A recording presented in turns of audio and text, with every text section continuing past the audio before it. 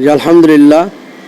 আজ আমরা বাংলাদেশ খেলাফত যুব মজলিস গলন্দ উপজেলা শাখার পক্ষ থেকে আমরা ঈদ সামগ্রী বিতরণ করছি।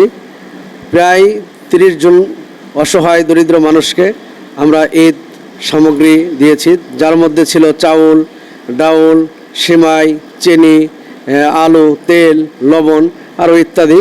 সব মিলে আমরা আলহামদুলিল্লাহ এই 30-এর মতো প্যাকেট করেছি এবং 30 জন অতি দরিদ্রকে আমরা দিতে পারছি।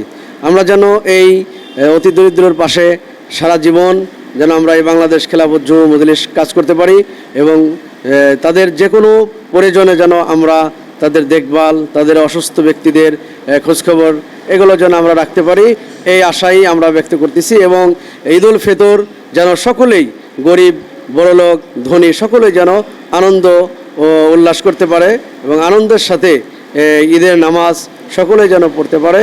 বাংলাদেশ খেলাফত যুব মজলিস গোয়ালন্দ উপজেলা শাখার পক্ষ থেকে পবিত্র ঈদ উল ফিতর উপলক্ষে ঈদ সামগ্রী বিতরণ করা হইতেছে।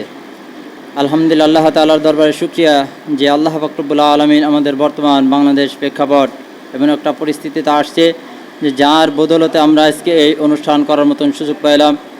বিগত 15-17 বছরের স্বৈরাচারী শাসকের কারণে আমরা এই সমস্ত কার্যকলাপগুলো করতে পারিনি।